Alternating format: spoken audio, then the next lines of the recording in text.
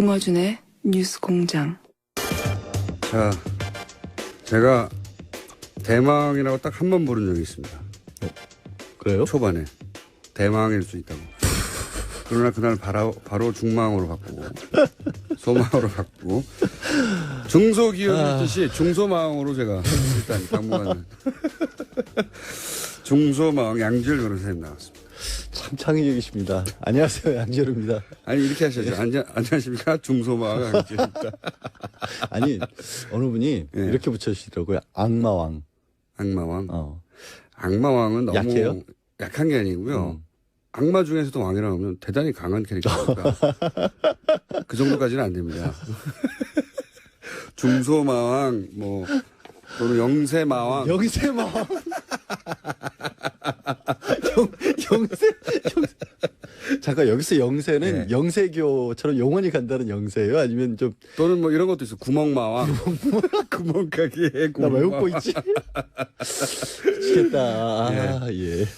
자, 마음대로 하십시오. 중소망. 오늘은 이제 아무래도 검찰, 법원, 기타 등등 관련해서 가장 주목받고 있는 사건은 이제 이 국민의당에서 증거를 조작한 이게 이제 전대미문이라고 제가 표현한 이유는 뭐냐면 물론 과거에도 신뢰받을 수 없는 나중에 보니까 많았죠. 네, 많았죠. 이번 선거에서도 많았었고. 근데 이제 당내 자체 제작은 이거는 자체 보통은 이제 연기자를 섭외한다든가 외부의 누군가를 회유한다든가 등등인데 자체 제작의 경우는 제가 생각해 보니까 없었죠. 네. 하다못해 김대엽 사건 같은 경우도 외부 조작이었었죠. 그러니까 이제 선수를 섭외하는 거거든요. 용역을 되게 주는 편이었는데 그러니까 용역이 이번 아니라 경우는 자체 이제 간의 수공업 수준이었어요. 사실 생각해 보면 그러니까요. 뭐 카카오톡 메신저라든가 녹음 같은 경우도 직접 한 것이고 기술의 발달의 덕분으로 많은 것들을 스스로 할 수 있게 된 것이라고 봐야 될지 아니면 이제 당 자체가 워낙 그 환경이 열악했기 때문이라고 봐야 될지는 잘 모르겠어요. 근데 너무 급했기 때문에 그럴 수도 있고 본인도 벤처 기업을 운영했던 뭐 IT 출신 업체의 사람이었기 때문에 아니 저기 아시잖아요. 그 대통령상까지 받았잖아요. 창조경제 대통령상까지. 벤처망 아니 아무데나 막 갖다 붙이지 말고 좀. 스타트업망 오늘 몇 개야 얘기가. 신생망 예. 알겠습니다. 골목 상권망 애들 중소망을 하고요. 예, 일단 그렇게 하고 제가 중요한 게 아니에요. 사실은 지금 상황이. 자, 이게 혐의가 법적으로는 어떤 걸 위반한 겁니까? 공직선거법상 허위사실 공표죄를 당장 적용을 할 수가 있겠죠. 그리고 일단 문주정 씨에 대한 거를 적용을 했기 때문에 후보자 가족 비방죄도 갈 것 같아요. 후보자 비방죄. 왜냐하면 직계 비속에 대한 허위사실 유포가 들어가기 때문에. 저희는 공직선거법상 허위사실 유포와 관해서는 굉장히 마음이 아프시죠? 저보다 더 전문가일 것 같아요. 굉장히 조용하게 이거 보통 변호사들은 이거 다룰 기회가 많지는 않거든요. 예. 저는 뭐 지난 10여 년 가까이 굉장히 조용하게 근데 아니 근데 뭐 전문가로서 제가 부끄러워지기도 하고 여태까지 다뤘잖아요. 이거 내리 다뤘을 텐데 저 불러서 무슨 얘기를 하겠다고. 법적인 걸 한번 따져보자는 거죠. 따져봤을 것 같은데 이미. 저는 따져봤어요. 그러니까 제 경험상 이것은 실형은 명백합니다. 최소한 3년 정도까지는 가능할 거 이미 드러난 사실만으로도. 최소한 3년 맞습니다. 책임의 범위가 어디까지 갈 것이. 이건 집행유예가 안 나옵니다. 후보자 비방죄 같은 경우는 7년 이하거든요. 예, 후보자 비방죄는 7년 이하고 공직선거법상 허위사실 유포만 가도 5년 이하고. 근데 보통 이런 게 이제 벌금형이 나오기도 선거법 같은 경우는 벌금형도 많이 나오고. 근데 집행유예도 죄질이 너무 좋지 않아요. 여러 가지. 집행유예도 많이 나오지만 이것은 근데 이제 그런 경우에 본인이 정말 그걸로 진실을 믿었을 수도 있고 나중에 밝혀진 게 허위라 하더라도 뭐 여러 가지 정상 참작의 경우가 있을 수 있는데 아니 왜 그러냐면 아까 얘기를 했던 정말 어이없게도 얘기했던 게 뭐 간의 수고이나 자체 제작이나 이런 얘기를 했던 이유가 보통은 밖에서 들어온 얘기, 찌라시로 어디 떠도는 얘기 이런 것들을 그냥 정말 사실인 것처럼 우리로서는 어쩔 수밖에 없었다. 믿을 수밖에 없는 정황이 있었다. 라는 식으로 핑계를 대가면서 얘기를 했다가 법정에 서게 되는 경우에 그때 이제 그런 사정을 참작을 해서 집행유예나 벌금형으로 끝나는데 그렇죠. 이거는 아니잖아요. 명백한 허위임을 알면서도 심한 고의죠. 고의로 따지면. 아니, 법적으로 없는 용어입니다. 심한 고의는. 아니, 이제 이 말씀은. 많이 고의. 이 말씀은 드려야 될 것 같아요. 몹시 고의. 이게 앞으로 따져볼 분야가 이유미 씨 본인은 정말 몹시 고의가 맞아요. 예. 근데 우리가 고의라는 게 이제 미필적 고의라는 부분도 있지 않습니까? 네. 분명히 사람이 이런 일을 벌이게 됐었을 경우에는 사람이 죽을 수도 있겠다. 하지만 어쩔 수 없다. 그냥 뭐 죽으라고 해. 이러면서 했었을 때 미필적 고의라고 하잖아요. 예. 그리고 혹시라도 설마 그럴 리가 없어라고 생각을 했는데 그게 사고로 이어졌을 때는 과실 수준인 거고. 예. 그래서 형사처벌을 가게 될 경우에는 이게 혹시 가짜일 수도 있겠지만 지금 상황에서는 어쩔 수 없다는 생각을 가지고 안 유포를 그러면 내 했다면 생명이 위험해. 그렇죠. 예. 그런 정도가 되면 정말로 또 정서 참작을 합니다. 예. 그 조작을 적극적으로 하지 않았더라도 여전히 형사처벌 받을 가능성이 있는데 예. 이유미 씨 이외에 나머지 사람들에 대해서 관련된 사람들도 지금 보면 미필적 고의는 있었던 게 아니냐는 수준까지 지금 올라가고 있거든요. 예. 여러 가지 정황상. 왜냐하면 이유미 씨가 본인이 만들어난 다음에 어제 일부 언론에서 이미 이제 그 이용주 당시 공명선거 추진 단장이 이유미 씨와 이준서 최고위원과 주고받은 카카오톡 내용들을 공개를 했어요. 예. 그 공개한 내용에 봐도 언론에 공표하고 난 다음부터 바로 이유미 씨가 이제 더 이상 이거 가지고 떠들면 안 되는 게 아니냐. 네. 그만했으면 좋겠다라는 그리고 얘기를 하고 사실대로 있거든요. 말해야 되는 거 아니냐 이런 얘기 나와요. 그런 얘기도 나온단 말이에요. 예. 그러면 뭔가 알았거나 아니면 네. 최소한 이게 문제가 있다는 걸 알면서도 국민의당에서 지속적으로 이 부분을 유지를 했단 말이에요. 적어도 이준서 이제 저는 물론 오프닝에서도 얘기했는데 오늘 브리핑할 때 다른 사건하고는 다르게 보통은 카톡의 신뢰성을 많이 주는데 둘만의 대화니까. 그런데 이번에는 그런 일은 직후에 바로 고소고발이 있었기 때문에 자신들의 카톡이 나중에 법정의 증거물로 채택될 수도 있다는 사실을 안 상태에서 카톡을 했단 말이죠. 그렇죠. 그렇기 때문에 그 카톡도 전적으로 신뢰할 수는 없다. 아니 그런 전적으로 신뢰할 수 없는데도 그 내용에서도 그런 정도가 나온다라면 예. 그리고 이제 특히 고소고발 이후에 지금의 상황에서 어떤 메시지, 그러니까 검찰이 수사가 들어간 이후에는 어떤 메시지를 주고받았는지는 아직도 공개를 안 했어요. 예. 국민의당 측에서도. 그러면 그 상황 대비를 어떻게 했냐가 좀 궁금할 수밖에 없잖아요. 왜냐하면 이유미 씨가 언론에 보낸 메시지에서 왜 당이 나에게만 책임을 물으려 하느냐라는 식의 메시지를 보냈고 네. 그러면 그 사실이 알려진 뒤에 국민의당 측에서 뭔가 주고받은 내용도 있을 거 아니에요. 물론 있겠죠. 네, 그 내용은 모르고 있는 거예요. 우리가. 지금 현재까지로는 어쨌든 이유미 씨와 이준서 씨가 둘 중에 한 사람은 사실대로 말하지 않고 있다. 그렇죠. 라고 보는 건데 이럴 경우에 이제 추론법이라는 게 이런 거거든요. 둘 중에 거짓말을 해서 얻는 이익이 누가 더 크냐. 물론 그건 법적으로 뭐 명확한 증거가 될 수는 없지만 추론을 가져온 과정에서 이런 생각을 해보게 되잖아요, 당연히. 그리고 이제 그게 정황 증거로 따질 때인데 사람이 아까 제가 왜 미필적 고의를 말씀을 드렸냐면 사람이 머릿속에서 무슨 생각을 하는지 우리는 알 수 있는 방법이 수가 없죠. 없습니다. 그렇기 네. 때문에 주변 정황들로 따져서 이 정도 상황이라면 네. 같이 가담을 했거나 아니면 최소한 뭔가 문제가 있다는 것을 알면서도 그냥 참고 넘어갔다. 눈앞에 보이는. 그리고 카톡도 역시 특수하게도 이번에는 일이 있자마자 고소고발이 있어서 그 이후에 카톡이 있었던 거거든요. 그렇죠. 사실은. 예. 그러면 이 카톡이 나중에 이게 털릴 수도 있다. 예? 공개될 수도 있다는 걸 전제하는 걸 계속 염두에 두고 썼을 수 있기 때문에 예를 들어서 당신도 알잖아요 하는 내가 사실대로 말해야 된다는 멘트에 대해서 무슨 소리죠? 라는 것도 알면서도 무슨 소리도 했을 수도 있는 정황이거든요. 그러면 제가 궁금한 건 이제 그 추론으로 누가 더 이익이냐 거짓말을 했을 때 생각해 보자면 이제 이런 경우 있지 않습니까? 이유미 씨가 나 혼자 한 게 아니라는 식의 문자도 남겼고 그런 주장을 한다고 했을 때 만약에 이유미 씨가 다른 사람을 끌어들여서 얻는 이득이 뭐냐 이거예요. 그럴 경우에 이득은 자신은 종범이 되는 거 아닙니까? 그렇죠. 형량도 좀은 가벼워질 수 있죠. 조금은. 당연히.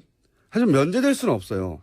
아니 원래 당연히. 이런 경우에 있어서는 종범이라고 보기는 어려운 게 대등한 사람들을 찾을 수는 있겠죠. 그러니까 이유미 씨와 같이 우리가 이제 형법적으로 따져봤을 때 누가 시켜서 나쁜 짓을 했다고 했었을 때 네. 자기 손에 피를 묻힌 사람이 더 나쁘냐 아니면 시킨 사람이 나쁘냐 논의는 많지만 법적으로는 일단 교사범들이 되는 거기 때문에 주변 사람들이 일단은 똑같은 대우를 한다라는 겁니다. 제 포인트는 그겁니다. 지금 말씀하셨듯이 종범으로 취급될 수는 있지만 그게 형이 뭐 크게 감량되거나 이득이 크지 않다는 거죠. 첫 번째. 그렇죠.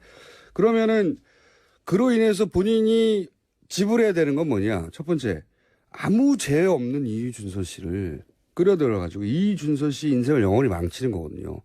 이거는 단순히 끌어들였다는 문제가 아니라 형이 끝난 후에도 두 사람 다 형을 받았다고 칩시다. 형이 끝난 후에도 뭐 삶은 계속되니까요. 3, 4년 후에 지속적으로 이준수 씨로부터 평생 원망을 듣게 되는 아무 죄가 없다면 그런 거를 대가로 지불해야 돼요. 자기야. 근데 보통 그 일반적으로 어떻게 봤었을 때도 죄를 지은 사람들이 잡히잖아요. 그러면 뭔가 사람들을 주변의 사람들을 끌어들이려는 경향 자체는 있어요. 네. 그렇게 해야 자기가 가벼워질 것 같아서. 단독범보다는 네. 여러 사람에 의해서 어쩔 수 없이 된 거란 핑계라는 것이 생길 수도 있고 두 번째는 그렇게 있었을 경우에 어떻게 보면 당 차원에서 나서서 자기를 좀 도와주지 않을까. 자, 네. 그렇게 구제책을. 예, 그렇게 생각했을 그렇게 생각했을 수도 있다는 거예요. 그렇죠. 그런 면이 있습니다. 이제 종합적으로 판단할 때 또 하나 이준서 씨가 지시를 했는데 안 했다고 이제 거짓말을 하는 경우를 상정해 보자고요. 그러면은 이익은 뭐냐? 자신이 완전히 빠져나가는 겁니다. 이익이 커요. 이준서 씨 본인이 네. 아니면 이준서 씨 본인이 자신이 지시했는데 말이 서로 엇갈리니까 내가 안 예. 했다라고 얘기하는 것은 얻는 이득이 뭐냐? 만약에 거짓말에. 이준서 씨가 거짓말을 한 거라면 본인은 이익은 커져. 근데 이게 이런 추론도 가능한 것 같아요. 자, 한 칸 예. 조금만 더 네. 마무리만 할게요. 어쨌든 본인은 형이 가벼워지는 게 아니라 아예 없어지는 거예요. 그게 먹히면. 첫 번째 이익이 크고 두 번째 당도 가장 최악은 피하는 겁니다. 왜냐하면 그렇죠. 이준서 씨가 연루됐다면 그거는 당시에 당의 최고위원이기 때문에 당이 연루됐다고 할 수 있거든요. 그래서 당의 이익도 매우 큽니다. 그럼 본인이 지불해야 될 거는 뭐냐? 양심의 가책이에요. 나는 거짓말을 나중에 했다고. 그러니까 제 말은 뭐냐면 물론 이걸로 무슨 정확한 답을 얻을 수는 없는데 양자 간의 거짓말로 얻을 수 있는 이득이 누가 더 크냐 혹은 피해가 누가 크냐 하는 비교는 해볼 수 있다는 거죠. 그거는 뭐 비교할 정황을 바도 아니죠. 비교할 것도 아닌 게 당연히 이준서 씨가 거짓말을 해서 그 거짓말이 통하는 편이 만약에 거짓말이라면 네. 거짓말이 통하는 편이 모두에게 굉장히 크죠. 근데 그냥 보통 글자 이제- 그대로 이제 언론에서 표현할 때 이럴 때 꼬리 자르기라고 하는 게 네. 그래서 나오는 거 아니겠습니까? 이은미 씨에게 우리가 모두 다 당했다라고 한다면 뭐 도덕적인 지탄이라든가 정치적인 책임 논란은 있을지언정 형사처벌은 아무도 안 받게 되는 거죠. 이은미 씨 본인만 빼놓고. 그러니까 이걸로 정확한 답은 얻을 수 없지만 보통 실익이 누가 크냐를 가지고 정황을 추정해 보는 경우도 있으니까 제가 한번 해본 거고요. 자 최저망 해보세요. 계속. 또 최저망이 최저가가 갑자기 생각나요. 아 진짜 밖에 지금 저 PD랑 작가들이 드라파 계속 뭐 생계형 마왕 노전 마왕 이딴 식으로 지금 글자 써서 보내니까 자꾸 이상한 아이디어를 받는 거 아니에요. 도전망. 리어카망 어떻습니까? 리어카망. 지원 거부하겠습니다. 아 근데 네. 근데 지금 말씀하신 부분이 왜 가능성이 있냐면 네. 이런 거를 직접적인 지시를 하는 경우는 없어요. 만약에 지시를 했더라도 증거를 이렇게 저렇게 만들어 와라라고. 바보가 아닌 이상. 바보가 아닌 이상. 정말로 그런 걸 더더군다나 증거까지 남겨가면서 그런 걸 하더라도 말로 하죠. 어제 말로. 검찰에서 압수수색을 했지만 자택이나 사무실에서도 저는 100% 나올 건 없다라고 저도 봐요. 그렇게 생각합니다. 다만 이렇게 얘기를 했을 수 50일을 있죠. 준비할 수 있었는데요. 뭐 아니 그전에도 안 했을 거예요. 네. 없앴다는 게 아니라 아예 안 했을 거예요. 뭐냐면 그런 가능성이 크죠. 당이 지금 이러저러한 상황을 겪고 있고 이미 당신이 뭐 이런 얘기를 알고 있는 게 누구 없느냐라는 식으로 끊임없이 속된 말로 쫙겠죠. 네. 그럼 뭔가를 들고 왔었을 때 그거에 대한 검증 절차 없이 그냥 덜컥 우리는 이 사람이 갖고 왔으니까 물었다라는 생각을 가지고 그냥 공개를 했을 수는 있죠. 그리고 이런 것도 있습니다. 본인이 자기 스스로를 나중에 그렇게 분명히 했음에도 불구하고 자기를 스스로 속일 수도 있어요. 믿어버리는. 그 거짓말이라고 하는 게 원래 그래요. 네. 그 시간이 지나고 나면 왜 우리가 위증죄라는 것을 기억에 반하는 것을 처벌하냐면 보통 기억은 조작이 방판왕 됩니다. 나왔습니다. 방판왕망. 아, 왜 문자 소개 평소에 하지도 않으면서 문자까지 읽고 있어. 방망, 방판. 사람 하나를 이렇게까지 인격적으로 지금 저희가 실어가시- 참 예. 유치해요, 그렇죠? 아니, 나- 유치해서 아주 좋아요. 아니, 저는 사실은 네. 이거로 오다가 이미 소개는 다 됐었고 끊임없이 다뤄지는 가운데 왜 그 누구도 국민의당에서도 문준영 씨에 대해서는 제대로 된 사과를 하는 모습을 찾을 수가 없어요. 피해자한테는. 예. 아니, 그러니까 저는 그게 제일 화가 나요. 진짜로. 왜? 다른 모든 사안은 피해자 중심으로 얘기하는데 왜 이 사안은 그렇게 얘기하는지 모르겠어요. 그러니까요. 지금 문준영, 아니, 저는 정말 화가 나더라. 처음에 알았을 때부터 네. 누가 어쩐 것보다 관심을 떠나서 문준영 씨 무슨 죄가 있어요. 계속해서. 문준영 석 씨 달을. 얘기 감정이입 하셨어요? 아니, 평소 아니 아버지 잘못 만난 죄밖에 없는 거잖아요. 아니 그거를 그리고 저 국민의당에서도 들었을 때 중소망이다 보니까 예. 평소 나도 시달리다 보니까 그런가? 대기업 망들에 시달리다 보니까 약자의 감정이 임하셨군요. 아니 네. 지금 특검 얘기를 꺼내는 순간 무슨 생각이 드냐면 특검이라고 하는 유사 거는- 망도 나왔어요. 아 진짜 문자 그만 읽으시라고. 망으로까지는 말할 수 없다. 아우 정말 유치해. 유치해서 좋아요. 아니 그러니까 또 하나 있습니다. 그것도 동의하고요. 네. 제가 이 얘기 끝낼게요. 특검이라는 얘기를 국민의당에서 꺼냈는데 박지원 전 대표가 특검이라고 하는 것은 고위공직자의 비리나 의혹에 대한 것을 일반 검찰에서 맡길 수가 없기 때문에 검찰의 영향력을 행사할까봐 네. 그 바깥에서 별도의 검찰을 설치를 해서 수사를 하자는 거 아니에요. 네. 전제가 고위공직자의 비리 의혹인데 일단 통상 그 그렇습니다. 당시에 받았을 때 문재인 현재는 대통령이지만 그때 당시 대통령도 아니었고 후보였고 더구나 그다음에 문재용 씨는 그냥 민간인이라고 봐야 되는 거죠. 특혜를 받았을 즈음에는 그래요. 민정수석이었을까요? 민정수석이었기 때문에 특혜를 받았다고 치면 과연 그때 당시에 알잖아요. 그러니까 박지원 전 대표도 그러니까 제가 서운한 건 뭐냐면 우리도 정치인들도 주변 사람들께 평판이라는 게 있지 않습니까? 서로 네. 자기네들끼리는 다 안단 말이에요. 네. 솔직히 우리도 뒷담화라고 하는 얘기들이 있잖아요.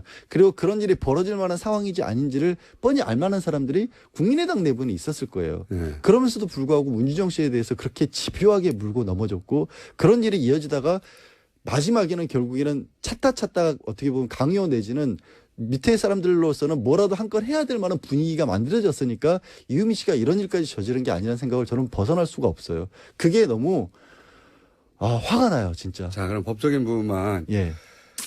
정서적 토론을 그만하시고요. 죄송합니다. 감정입이 자꾸 법적인 부분 요거 하나 궁금합니다. 뭐냐면 제가 이제 어제부터 계속 주목하는 부분인데 그 내용 녹취 내용에 보면 이은미 씨가 개인으로 알 수 없는 내용들이 있어요. 예. 수석의 딸, 사회수석의 딸이 또래고 뭐 기타 등등 은행원이고 뭐 등등 누군가 정보를 줬을 수 있어요. 기본 소스를. 만약에 그렇게 누군가가 기본 소스 혹은 뭐 정보를 주었다. 개인정보 유출이 될 수가 있죠. 그 개인정보법법 준 것을 가지고 뭐 그것이 개인정보 유출인 정보를 알면서 그런 걸 만들었다. 이 경우에는 뭐가 적용됩니까? 개인정보 유출 말고. 개인정보 유출 말고 그러고 보니까 역시 전문가시네요. 이쪽 방면에서 사실 높아 있었어. 거기서 저 검찰이 수사에 어떻게 보면 뭐 실마리를 찾을 수 있을 것 같아요. 저는 그렇게 왜냐하면 생각합니다. 조작을 할 수 있었다는 건 조작의 근거 사실을 줘야 되고 이유미 씨가 그거를 알 수 있었을 만한 위치에 있지 않잖아요. 그렇죠. 본인도 공무원도 그럼 아니고. 알만한 사람이 누군가 줬다는 알만한 거죠. 사람이 누군가 그 그걸 루트를 타면 제공했기 되거든요. 때문에 시나리오의 소재를 제공을 해준 거거든요. 그러면 이런 기본적인 사실들을 당에 내지는 이은미 씨에게 쭉 뿌리고 이런 것들을 알만한 사람을 찾아봐라고 지시한 사람이 누구냐라고 알 수 있겠죠. 그걸 갖다 준 그러면 사람이 있고요. 네. 그걸 토대로 만들었으니까. 만들었고 그 사람에게 제공을 했겠죠. 그러면 최소한. 그 사람은 여기 연루될 수밖에 없는 거거든요. 그렇죠. 그 그렇게- 사람이 악마네. 그 사람이 지시자거나 최소한 방조자거나 압박자거나 관련이 있는 거죠. 근데 이제 그게 한 축입니다. 수사에 아시겠지만 팀 단위로 움직이잖아요. 네. 그 대선 때는 보통 그러니까 우리가 쉽게 표현해서 팀이라고 부를 수 있을 만한 공명선거 공명선거 추진단이라고 공적인 이름이 있지만 네. 그 밖에도 이러저러한 팀들이 여러 가지 움직이고 비선도 있고 뭐 네. 그리고 그 팀 단위기로 움직이지 서로 공유해가면서 움직이지 않거든요. 그건 이 그렇습니다. 팀들이 그럼 이 이유미 씨가 속해 있었던 국민의당 내에 이른바 팀이라고 하는데 그런 정보를 꽂아주면서 알바망 나왔습니다. 알바망. 아, 아니 사람들이 우리가 유치하게 놓으니까 여기 맞춰서 문자를 너무 많이 보내고 있어요. 평소 문자 소개 안 해주시잖아요. 아 이게 너무 재밌어. 바지 마왕도 나오고 예. 페이퍼 마왕 페이퍼에 불과하다. 너무 유치해서 좋아요. 계속 생각하지만. 자, 그래서 그쪽 루트를 찾아야 되는 거 아닙니까? 그죠? 제가 주목하는 루트입니다. 그러니까. 꿋꿋하게 그쪽 루트를 찾아야 한다라고 생각을 하고 그쪽 루트라고 하는 거는 결국에는 초재성급보다는 의욕이 넘치는 초재성급보다는 뭔가 문재인 당시 후보에 대해서 옛날부터 알고 있었던 그런 정보를 사람들이 취합할 만한 개인 혹은 기관 혹은 그렇게 그런 봐야 되는 쪽과의 뭐 이른바 빨대가 닿는 사람들을 네. 찾아봐야 되는 커넥션이 거죠. 있고. 예. 그 커넥션 루트를 확인하는 것이 이 수사의 한 축이 되어야 한다고 저는 어제부터 주장하고 있거든요. 아, 그 얘기 했었어요? 예, 그리고 굳이 저한테 확인을 하면서 저를 아니, 이렇게 그럴 경우에 어떤 예. 법률이 적용될 이렇게 수 있냐. 저를 이렇게 막아들이면서 인격적으로 다시 한번 문지영 씨한테 감정이입이 되잖아요. 이러니까 문지영 씨 어떻게 할 거냐고 왜 그 얘기를 안 하냐고 사람들이. 자, 방송이 장난입니까? 라고 문자도 화나신 분이 화나신 건지 아니면 좋아서 보내신 건지 모르겠는데 예, 저희가 이렇게 방송을 하고 있습니다. 원래부터 저는 거의 연루됐을 1년 가까이. 뿐입니다. 정말로 연루됐을 뿐입니다. 자, 억울하게 엮였습니다. 오늘 예. 나온 것 중에 이제 중소망을 넘어가는 건 없어요 지금 그렇다고 해서. 무슨 얘기 할 것도 없었어요, 사실은. 자, 예. 이게 만에 하나 지금 국민당은 전면적으로 부인하고 있고 당연히 그리고 그렇지 않을 가능성도 상당히 높아 보이긴 하나 현역 의원이 일부라도 연루됐다면 어떻게 합니까? 어떻게 됩니까? 당선 무효형이 나올 가능성이 굉장히 높아지는 거죠. 엄청나게 높아. 공직선거법상 100만 원 이상이면 본인이 당선 몰랐다고 무효인데 하면요. 본인이 몰랐다는 게 무슨 말씀이에요? 제 말은 뭐냐면 누군가 연루됐는데 본인이 그걸 가지고 기자회견을 하거나 주장을 하거나 왜냐면 30여 차례나 있어요. 그러니까 그게 아까 내내 설명을 드린 게 그거예요. 네. 몰랐다고 할 경우에. 몰랐다고 하는 거는 당연히 몰랐다고 하겠지만 정황상 이 사람이 최소한 뭔가 문제가 있다라는 것을 인지를 하면서도 조금이라도 인지했다면. 인지를 하면서도 지금 상황이니까 어쩔 수 없다. 나도 해야 된다. 그러니까 저 사람을 떨어뜨리기 위해서라면 떨어뜨리기 위해서 공격하기 위해서라면 이 사실을 쓸 수밖에 없다라고 판단을 내렸다라는 정황이 나오면 이 사람은 미필적 고의가 될 수 있다는 거죠. 그러니까 조작 사실과 네. 허위 사실을 유포한다는 것은 다릅니다. 네. 그렇기 때문에 이게 조작된 걸 몰랐다고 할지라도 허위일 가능성을 충분히 알면서도 유포에 적극적으로 가담을 했다라면 그 사람도 처벌 가능성이 있다라는 거죠. 그렇군요. 그렇기 때문에 이용주 단장이 본인도 이게 3년까지 처벌받을 수 있는 건데 내가 얼마나 철저하게 검증을 했겠느냐라는 얘기를 끊임없이 언론에 하는 겁니다. 하지만 철저하게 검증했다고 할 만한 정황이 너무 없어요. 카톡도 안 들어봤다라는 거잖아요. 본인도 단장이면서도. 그러니까 본인은 지방에 있으니까 못 들어보셨다라는 거죠. 그건 그 이유는 말이 안 되고요. 그렇죠. 너무 바빠서라면 모르겠는데 지방은 말이 안 되고요. 요즘은. 카카오톡으로 받아보면 되니까. 카카오톡 예. 어차피 그 원래 파일도 카카오톡으로 받은 거였어요. 지방은 말이 안 되고 너무 바빴다는 거는 이제 그건 이해할 수 있죠. 그건 이해할 수 있는 이유인데 지방은 말이 안 되는 것 같고 그리고 본인이 그러면 한 번도 안 들어보고 했다는 거니까 발표 이후에 네. 그날 처음 들어보셨다는 거죠. 그러니까 본인이 기본적으로 검찰이고 그렇기 때문에 검찰이 어디를 파고들지 아니까 거기에 최적화된 답변을 아직 지금은 하고 있다고 봐야 되겠죠. 근데 네. 제가 봤을 검찰 때는 출신이었고. 그 검찰 출신, 언론 출신들이 많이 계세요. 그 공명선거 추진단에도. 그런 분들도 일부러 안 들어본 것 같아요. 이게 들어봤으면 뭔가 의심을 할 수밖에 없어요. 짧은 건데 일부러 안 들어봤다는 것도 저는 납득이 안 갑니다. 그것도 안 들어요. 그게 2시간 반도 아니고요. 몇 분짜리인데 그거를 굳이 일부러 끝까지 나는 안 들을 테야. 이거는 굉장히 강한 의지가 필요합니다.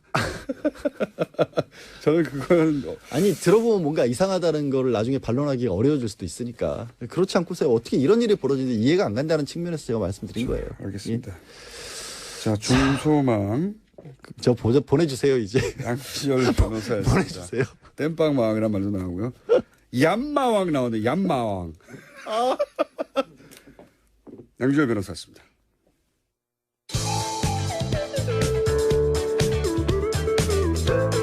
매혹적이고 상큼한 국민 시사 요정 김어준입니다.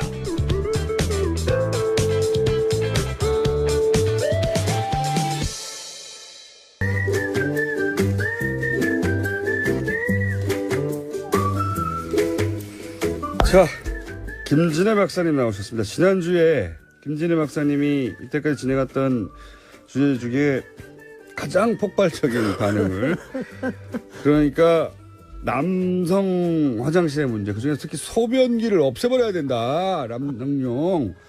아니 뭐 없애면 어떤가? 약간 후퇴하셨네. 그거 한마디 했다고 그냥 그렇게 뜨거운 반응일 거라고는 저도 몰랐습니다. 왜냐하면은 네. 우리가 여성들의 신체 특징에 따른 여성들이 느끼는 감을 느낄 수 없듯이 이 대목은 이제 요지는 그거였지 않습니까? 이것이 남성 본능이나 또는 어떤 신체 구조 때문이 아니라 나중에 후천적으로 장려되었을 수 있다. 라는 요지로 말씀하셨잖아요. 그럴 수도 있어요. 아직 네. 정확하게 연구가 확실하게 된 바는 없습니다. 아직도 본능이냐 이것이 학습이냐. 그렇죠. 이 부분에 대해서는 얘기가 이제 굉장히 많은 설들이 있는데 저도 이번에 엄청나게 배웠는데 그 어린 남자 아이들이요. 네. 한 서너 살까지 집에 있을 때는 아무렇지도 않게 앉아서 보다가 그때는 뭐 남자라고 할 수 없죠. 글쎄요. 예. 뭐 하여튼 그런데 그때는 그냥 생물입니다. 유아원에 갔다 오고 나면 예. 이제 저 학습화가 되는 거죠. 사회 말하자면. 과정에서. 사회 네. 과정에서. 그래서 그런 거냐? 그렇다면은 예를 들어서 초원에서 유인원들은 그렇지 않았냐? 나 그렇지 않았냐? 이제 이거는 굉장히 여러 가지인데 저는 일단은 예. 이거부터 얘기하십시다. 저는 우리 공장장님이 그렇게 뜨겁게 저항하실 거 또는 낭탈하실 거라고 생각을 못했어요. 왜냐하면은 왜냐하면 이게 굉장히 많은 분들이 굉장히 평소에 쿨하신데 네. 왜 이렇게 우리 공장장님이 이렇게 정말 공격적으로 저항을 하시나 이거에 공격적인 대해서 굉장히들 저항이보다는 오해를 굉장히 풀어드리고 재밌었어요. 싶어요. 오해를. 왜냐. 이것이 이제 이런 사람이 있어요. 분명 결혼하고 나서 특히나 아내가 화장실이 너무 지저분해지니 물도 네. 튀고 네. 뚜껑을 열고 하더라도 튀고 하니까 앉아서 해라. 그런데 정작 앉아서 했더니 뭐 괜찮더라는 분들 네. 또는 그것도 편하더라고 하는 분들, 그 청소 안 해도 좋더라는 분도 있어요. 네. 그런데 그것은 오히려 결혼하고 나서 후천적으로, 사회적으로 그렇게 요구받고 나서 이것이 편하다고 하는 이성적 판단에 의한 것이죠. 네. 그러니까 실제로는 인체공학적으로 보면, 신체 구조상으로 보면 이게 앉아서 하는 게 지금 양변기에서는 더 불편해요. 근데요. 오늘 이제 그 주제가 아닌데 이거 또 흥분하잖아요. 그러니까요. 이게 이제 이거는요.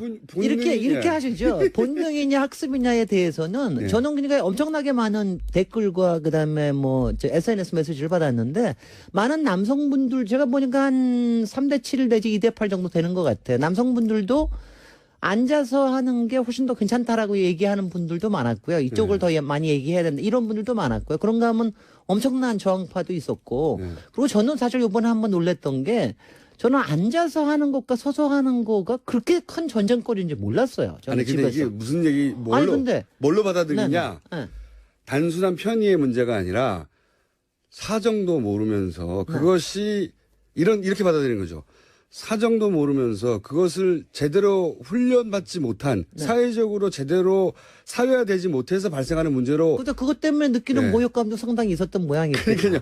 아니 우리는 이렇게 생겨 먹었는데 생겨 먹은 걸 인정하지 않느냐 이런 거죠. 생겨 먹은 건지 아니면 학습으로 가능한 건지 이 부분에 대해서는요. 생겨 먹은 걸 우리 원정호 선생님한테 과학적으로 연구하고 이게 비율이 어떻게 되는지 네. 뭐 이런 거는 원숭이를 보면 됩니다. 네, 이렇게 저기를 이거 봐. 왜 고릴라를 안 보지? 침팬지, 원숭이, 수컷들이 어떻게 하는지 보면 됩니다. 그래서 근데 저는 그거 한 가지는 또 참 좋았습니다. 멘트 중에 네. 아침 시사 프로에서 이런 문제를 가지고 이렇게 쿨하게 얘기할 수 있다는 게 상당히 좋더라. 근데 저는 이거는 굉장히 왜냐하면 이게요. 제가 뭐 어느 쪽으로 가자 얘기하는 것보다도 서로 간에 우리가 몰라서 생기는 문제를 이렇게 얘기할 수 있어야 되거든요. 괜히 공격적으로 네. 뭐 너도 서서 해라, 너도 앉아서 해라, 뭐 이런 식으로 막 공격적으로 나오잖아요. 할 필요는 없죠. 그리고 그게 아니라 이제 이런 부분에도 이렇게 생각하는 게 있다라고 얘기할 수 있는 거는 재밌잖아. 아니 뭐 저는 이게 좋은 주제라고 생각하는 게 네. 왜냐하면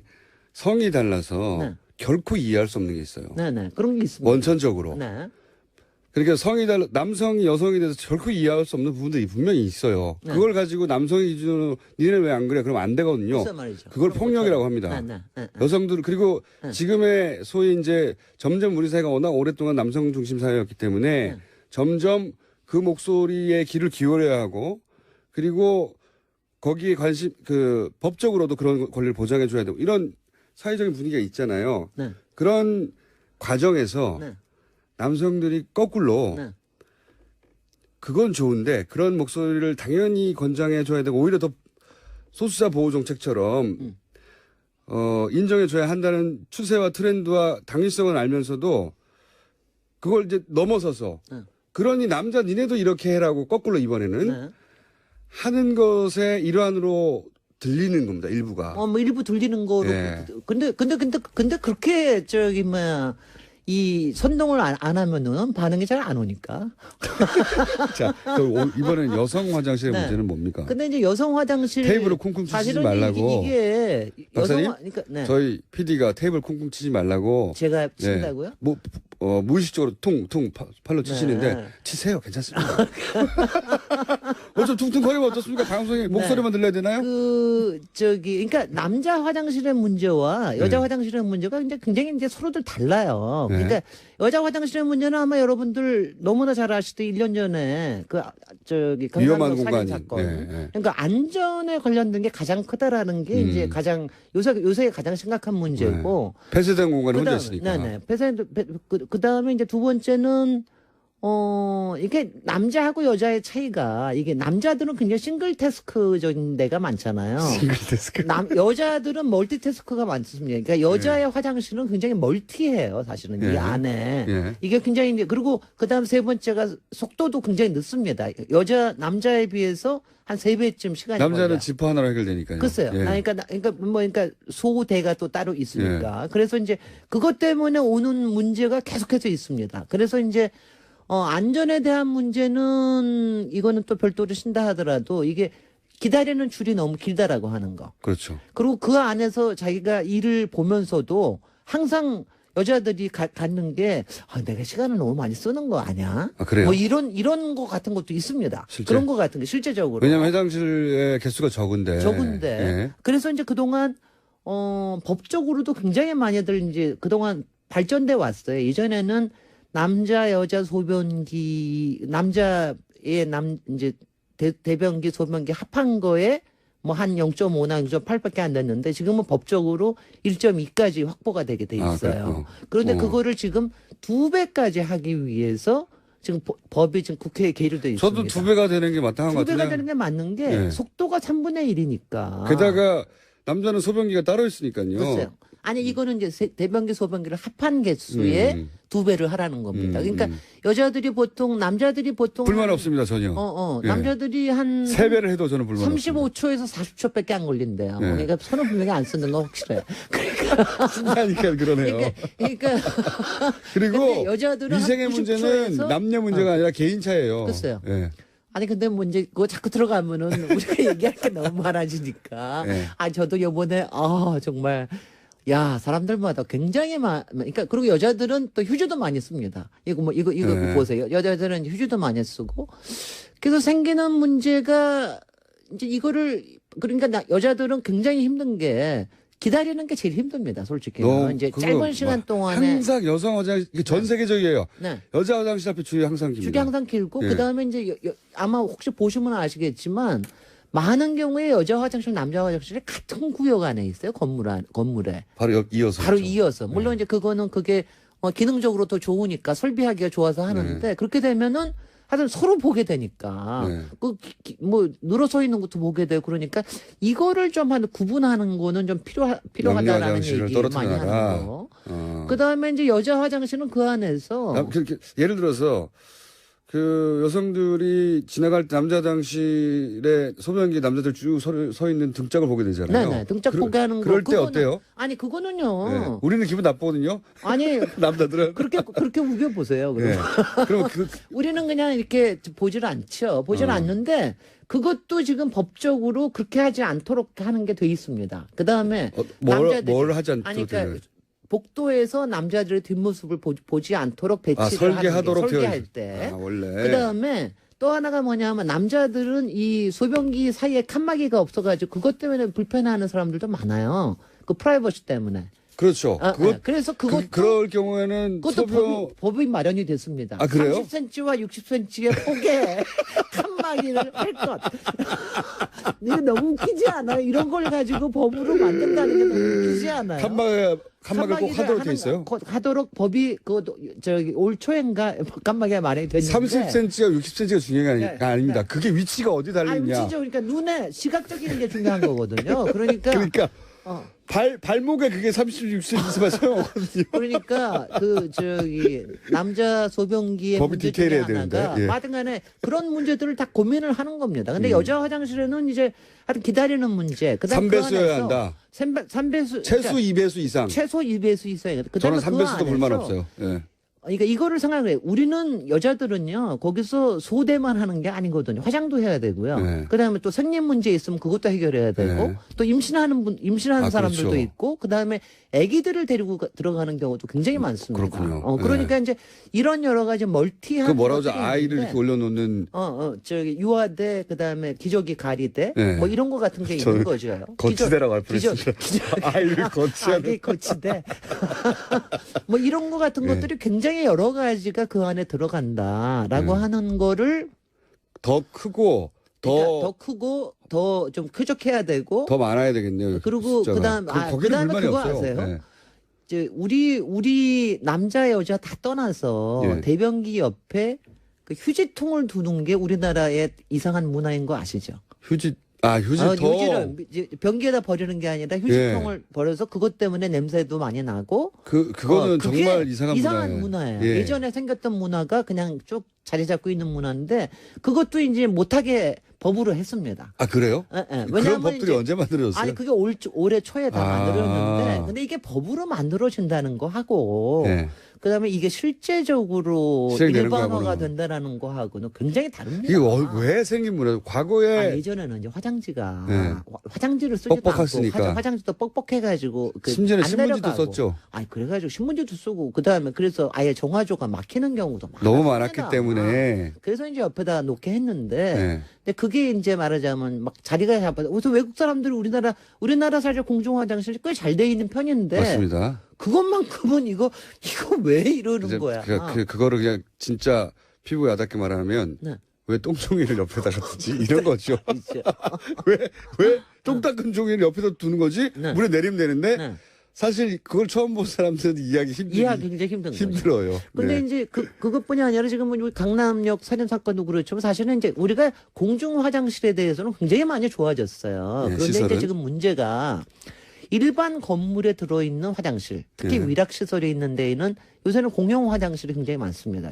작년에 문제가 생겼던 것도 공용 화장실이었고 남녀가 들어갈 수 남녀 있는. 공용 화장실인데 그런 데서의 안전 문제, 이 안전 문제라는 게 꼭 법제뿐만이 아니라 몰카 문제도 요새 만만치 않거든요. 그렇죠. 솔직히는 그래서 남자들은 몰카 걱정 안 하겠지요, 설마? 합니까? 그런 생각을 해본 적은 없습니다. 없죠. 네. 근데 여자들은 몰카에 대한 걱정 것도 굉장히 신경을 쓴다고 그러더라고요. 그리고 오. 실제로 뭐 여러 가지 범죄가 생기는 게 화장실에서 생긴 일들이 꽤 많기 때문에 그 문제가 있고 그다음에 또 법규에 또 하나 있는 거 아세요? 우리 바로 공장장님의 애로사항을 딱 해준 게 뭐냐면은 그 왜 여자 청소부가 왜 걸레대로 밀고 들어온다는 거. 그러니까 소변 보고 있는데 한쪽 다리 들어야 되고 그런 거요. 그건 어떻게 됐냐면 법규로 요번에 바뀌어가지고 예. 다른 성의 청소부가 청소를 할 경우에는 화장실 앞에 그거를 이렇게 안내를 하게 돼 있어요. 아무 때나 들어갈 수 있습니다. 뭐 이런 식인지는 모르겠는데 다른 이성의 청소부가 여기를 청소할 수 있습니다라는 거를 갖다가 안내판을 붙이게 돼 있습니다. 화장실 관련한 일반의 불만들이 상당히 많았는데 네. 그게 그냥 개인 수준에서 그칠 줄 알았지만 어떤 분들은 너무 심각하게 생각해서 그렇게 법 제정을 요구한 사람이 그런 게 굉장히 많습니다. 우리가 생각하는 것보다 훨씬 많았다는 훨씬 얘기네요. 많아요. 그러니까 공중 화장실에 대해서 계속해서 법규한 것도 있고, 그 다음에 여자 화장실의 개수를 늘리기 위해서 했던 것도 굉장히 많고. 여자 화장실 개수를 늘려야 된다는 건 저는 너무 공감해요. 너무 공감. 근데 네. 그거 2배까지 될 수 있을지가 법규가 될지 모르겠는데. 남자 입장에서는 왜 네. 공감하냐면요. 네. 같이 간 사람이 있을 수 있잖아요. 많이 기다려야 돼. 남자는 끝났는데 여자는 10분, 뭐 심하면 2, 30분 막 기다리거든요. 그래서 말이죠. 그것 때문에 알게 되는 거죠. 그래서 이게 말이죠. 이거 보통 심각하구나, 이거. 굉장히 심각한 문제. 급한 사람은 어떡하나 뭐 이런 거. 그다음에 그 남자들은 좀 아이들을 좀 데리고 좀 들어가 줬으면 좋겠다는 생각도 저는 많이 해요. 저는 가족 화장실도 필요한 것 같아요. 하나 가족 정도는. 화장실 글쎄 가족 화장실 지금 이제 이게 예를 들어서 저는 아이가 이게 두셋이면 여태까지 손이 지금 모자랄 수도 있잖아요. 이른바 장애인 화장실이 있는 거 아시죠? 네네. 지금은 장애인 화장실이 남녀 구분이 없습니다. 음. 남녀 구분이 없는데 이거를 남녀 구분을 하게 복귀로 지정을 하자라고 하는 움직임도 있습니다. 이게. 그리고 네. 기왕 화장실 관련 법이 나왔으니까 네. 길에 공중 화장실, 그러니까 건물에 화장실을 못 쓰게 하는 경우가 되게 많거든요. 네네. 그걸 강제로 개방하게 하는 한계가 좀 있어요. 강제로 하지는 않고 요새는 이제 개방을 신청을 하면은 주면은 몇 개 인센티브를 주는 경우가 근데 있습니다. 제가 이제 뭐 다른 나라 특히 뭐 예를 들어서 파리 같은 경우에 네. 길에 공중 화장실이 있잖아요. 네. 그리고 무료입니다. 네. 열고 들어가서 그러면은 그럼 무한적으로 거기 차지할 수 있느냐? 아니에요. 일정 시간이 지나면 열리기 때문에 나와야 되는데 네. 그 공공 화장실, 그러니까 건물에 있는 화장실을 개방하려고 해서 인센티브를 주는 것도 필요한데 길거리에 그런 간단한 네. 그런 아주 간단한 토일렛. 네, 아, 그런 거 저도 있었으면 그거, 저 파리 얘기를 하셔서 그러는데, 솔직히 네. 간단한 토일렛에 대해서는 하여튼 불란서가 최고입니다. 그러니까요. 굉장히 많이. 뜬금없는 왜 그런지 게 또 있어요, 모르겠는데, 그러면. 아니, 근데 예전에도, 그러니까 관광지 도시에는 워낙에 그런 게 많은데, 특히 파리에는. 거기는 이제 보통 간단한 화장실을 것들이 숨기는데 많아요. 아예 네. 디자인을 멋지게 해가지고 네, 그렇게 해가지고 캡슐처럼 딱 해가지고 그러니까요. 딱 보게. 그 정도로 저도 갔으면 그거는 좋겠어요. 아주 괜찮은 것 같아요. 근데 우리는 사실은 우리의 공중 화장실은 조금 요새 보면 너무 럭셔리한 것도 사실은 사실이에요. 저는 좀 그렇게 봐요. 화장실 한 번 더 할까요? 여기까지 해야 되겠습니다. 아니 화장실은 네. 앞으로 세 번째 한 번만 더 하겠습니다. 알겠습니다. 물을 안 쓰는 화장실이 나올 때까지. 이거는 정말 진짜 건축 혁명이거든요. 김진애 박사님이었습니다. 내일 뵙겠습니다. 안녕. 안녕.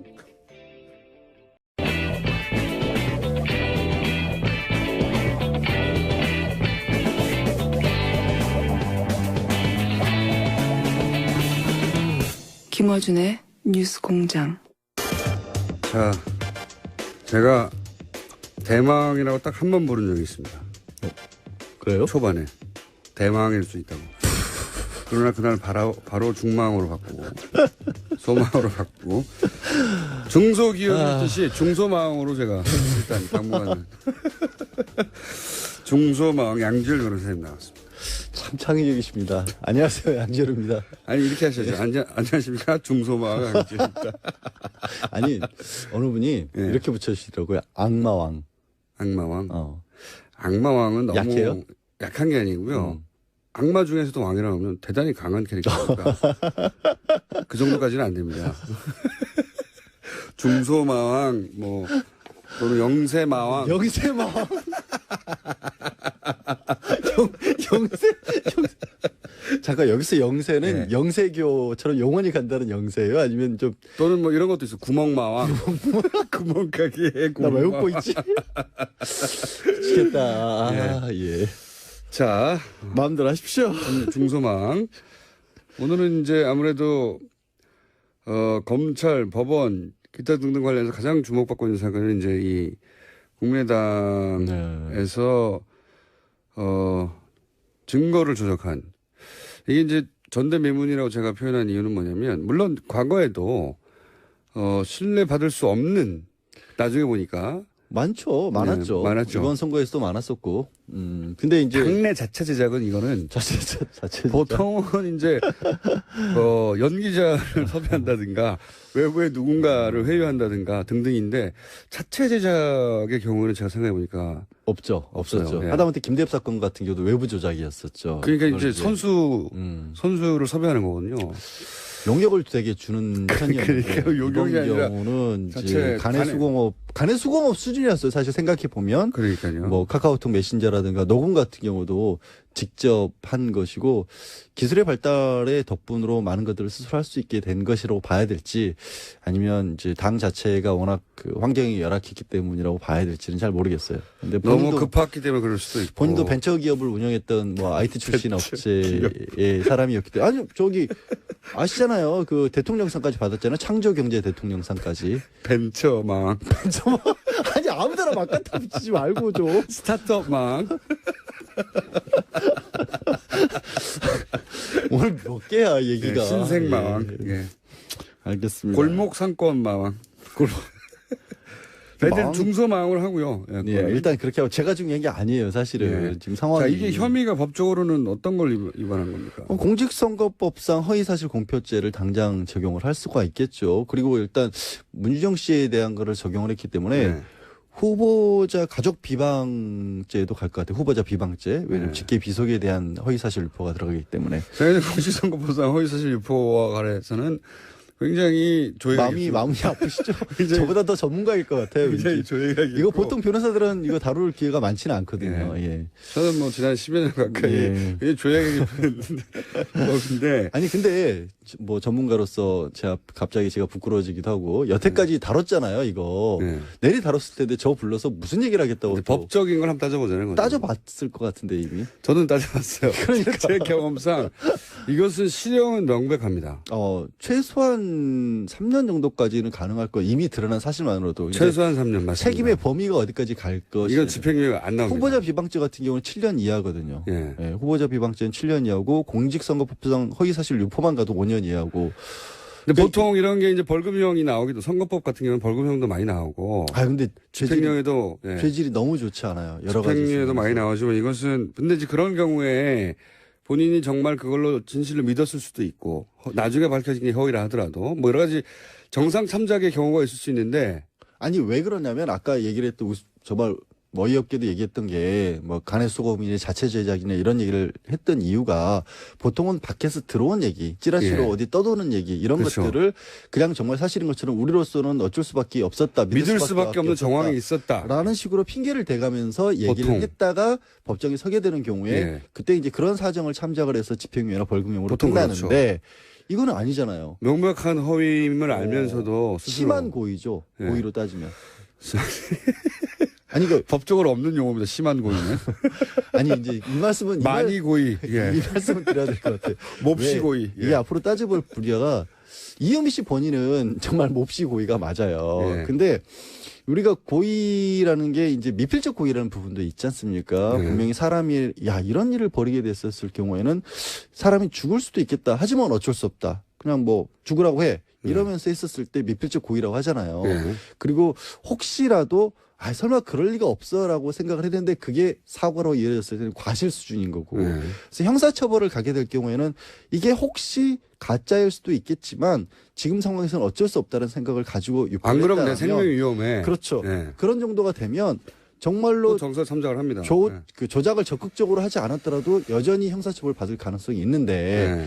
이은미 씨 이외에 나머지 사람들에 대해서 관련된 사람들도 지금 보면 미필적 고의는 있었던 게 아니냐는 수준까지 지금 올라가고 있거든요. 예. 여러 가지 정황상. 왜냐하면 이은미 씨가 본인이 만들어난 다음에 어제 일부 언론에서 이미 이제 그 이용주 당시 공명선거 추진 단장이 이은미 씨와 이준서 최고위원과 주고받은 카카오톡 내용들을 공개를 했어요. 예. 그 공개한 내용에 봐도 언론에 공표하고 난 다음부터 바로 이은미 씨가 이제 더 이상 이거 가지고 떠들면 안 되는 게 아니냐. 네. 그만했으면 좋겠다라는 그리고 얘기를 하고 사실대로 있거든요. 말해야 되는 거 아니냐 이런 얘기 나와요. 그런 얘기도 나온단 말이에요. 예.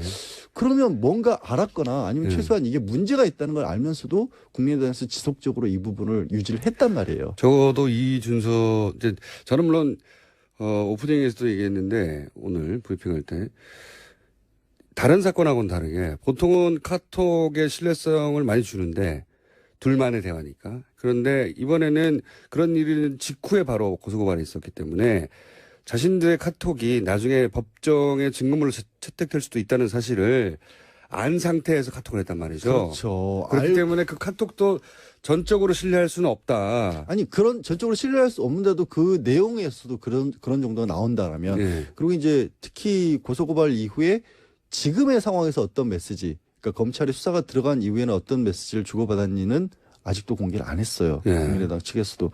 그러면 그 상황 대비를 어떻게 했냐가 좀 궁금할 수밖에 없잖아요. 왜냐하면 이유미 씨가 언론에 보낸 메시지에서 왜 당이 나에게만 책임을 물으려 하느냐라는 식의 메시지를 보냈고 네. 그러면 그 사실이 알려진 뒤에 국민의당 측에서 뭔가 주고받은 내용도 있을 거 아니에요. 물론 있겠죠. 네, 그 내용은 모르고 있는 거예요. 우리가. 지금 현재까지로는 어쨌든 이유미 씨와 이준서 씨가 둘 중에 한 사람은 사실대로 말하지 않고 있다. 그렇죠. 라고 보는 건데, 그래요, 자기야. 근데 보통 그 일반적으로 어떻게 봤었을 때도 그러니까 죄를 지은 사람들이 잡히잖아요. 그러면 뭔가 사람들을 주변의 사람들을 끌어들이려는 경향 자체는 있어요. 네. 그렇게 해야 자기가 가벼워질 것 같아서. 단독범보다는 네. 여러 사람에 의해서 어쩔 수 없이 된 거란 핑계라는 것이 생길 수도 있고, 두 번째는 그렇게 있었을 경우에 어떻게 보면 당 차원에서 나서서 자기를 좀 도와주지 않을까. 자, 네. 그렇게 구제책을 예, 그렇게 생각했을 그렇게 생각했을 수도 있다는 거예요. 그렇죠. 그런 면이 있습니다. 이제 종합적으로 판단할 때 또 하나 이준서 씨가 지시를 했는데 안 했다고 이제 거짓말을 하는 경우를 상정해 보자고요. 그러면은 이익은 뭐냐? 자신이 완전히 빠져나가는 겁니다. 이익이 커요. 이준서 씨 본인이 네. 아니면 이준서 씨 본인이 자신이 지시했는데 말이 서로 엇갈리니까 내가 안 예. 했다라고 얘기하는 것은 얻는 이득이 뭐냐? 만약에 거짓말에. 이준서 씨가 거짓말을 한 거라면, 본인은 이익은 커죠. 근데 이게 이런 추론도 가능한 것 같아요. 자, 한 칸 예. 조금만 더 네. 마무리만 할게요. 어쨌든 본인은 형이 가벼워지는 게 아니라 아예 없어지는 거예요. 그게 먹히면. 첫 번째 이익이 크고, 두 번째 당도 가장 최악은 피하는 겁니다. 왜냐하면 그렇죠. 이준서 씨가 연루됐다면 그거는 당시에 당의 최고위원이기 때문에 당이 연루됐다고 할 수 있거든요. 그래서 당의 이익도 매우 큽니다. 그럼 본인이 지불해야 될 거는 뭐냐? 양심의 가책이에요. 나는 거짓말을 나중에 했다고. 그러니까 제 말은 뭐냐면, 물론 이걸로 무슨 정확한 답을 얻을 수는 없는데, 양자 간의 거짓말로 얻을 수 있는 이득이 누가 더 크냐, 혹은 피해가 누가 크냐 하는 비교는 해볼 수 있다는 거죠. 그거는 뭐 비교할 정황을 바도 아니죠. 비교할 것도 아닌 게, 당연히 이준서 씨가 거짓말을 해서 그 거짓말이 통하는 편이, 만약에 거짓말이라면 네. 거짓말이 통하는 편이 모두에게 굉장히 크죠. 근데 그냥 보통 글자 이제- 그대로 이제 언론에서 표현할 때 이럴 때 꼬리 자르기라고 하는 게 네. 그래서 나오는 거 아니겠습니까? 이은미 씨에게 우리가 모두 다 당했다라고 한다면 뭐 도덕적인 지탄이라든가 정치적인 책임 논란은 있을지언정 형사처벌은 아무도 안 받게 되는 거죠. 이은미 씨 본인만 빼놓고. 그러니까 이걸로 정확한 답은 얻을 수 없지만, 보통 실익이 누가 크냐를 가지고 정황을 추정해 보는 경우도 있으니까 제가 한번 해본 거고요. 자, 최저망 해보세요. 계속. 또 최저망이 최저가가 갑자기 생각나요. 아 진짜 밖에 지금 저 PD랑 작가들이 드라파 계속 뭐 생계형 마왕, 노전 마왕 이딴 식으로 지금 글자 써서 보내니까 자꾸 이상한 아이디어를 받는 거 아니에요? 도전망. 리어카망 어떻습니까? 리어카망. 이럴 경우에 이제 추론법이라는 게 이런 거거든요. 둘 중에 거짓말을 해서 얻는 이익이 누가 더 크냐. 물론 그건 법적으로 뭐 명확한 증거가 될 수는 없지만 추론을 가져온 과정에서 이런 생각을 해보게 되잖아요, 당연히. 그리고 이제 그게 정황 증거로 따질 때인데, 사람이 아까 제가 왜 미필적 고의를 말씀을 드렸냐면, 사람이 머릿속에서 무슨 생각을 하는지 우리는 알 수 있는 알 방법이 수가 없죠. 없습니다. 그렇기 네. 때문에 주변 정황들로 따져서 이 정도 상황이라면 네. 같이 가담을 했거나 아니면 최소한 뭔가 문제가 있다는 것을 알면서도 그냥 참고 넘어갔다.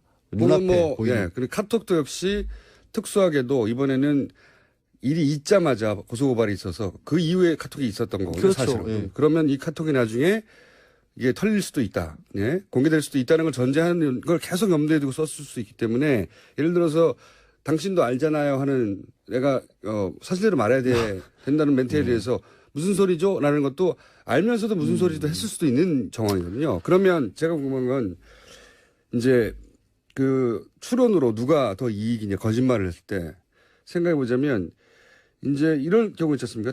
이유미 씨가 나 혼자 한 게 아니라는 식의 문자도 남겼고 그런 주장을 한다고 했을 때, 만약에 이유미 씨가 다른 사람을 끌어들여서 얻는 이득이 뭐냐 이거예요. 그럴 경우에 이득은 자신은 종범이 되는 거니까. 그렇죠. 형량도 좀은 가벼워질 수 있죠. 조금은. 당연히. 하지만 면제될 수는 없어요. 아니 원래 당연히. 이런 경우에 있어서는 종범이라고 보기는 어려운 게, 대등한 사람들을 찾을 수는 있겠죠. 그러니까 이유미 씨와 같이 우리가 이제 형법적으로 따져봤을 때 누가 시켜서 나쁜 짓을 했다고 했었을 때 네. 자기 손에 피를 묻힌 사람이 더 나쁘냐 아니면 시킨 사람이 나쁘냐 논의는 많지만, 법적으로는 일단 교사범들이 되는 거기 때문에 주변 사람들이 네. 일단은 똑같은 대우를 한다라는 겁니다. 제 포인트는 그겁니다. 지금 말씀하셨듯이 종범으로 취급될 수는 있지만 그게 형이 뭐 크게 감량되거나 이득이 크지 않다는 거죠. 첫 번째. 그렇죠. 그러면은 그로 인해서 본인이 지불해야 되는 건 뭐냐. 첫 번째, 아무 죄 없는 이준서 씨를 끌어들여가지고 이준서 씨 인생을 영원히 망치는 거거든요. 이거는 단순히 끌어들였다는 문제가 아니라 형이 끝난 후에도 두 사람 다 형을 받았다고 칩시다. 형이 끝난 후에도 뭐 삶은 계속되니까요. 3, 4년 후에 지속적으로 이준수 씨로부터 평생 원망을 듣게 되는 아무 죄가 없다면 그런 거를 대가로 지불해야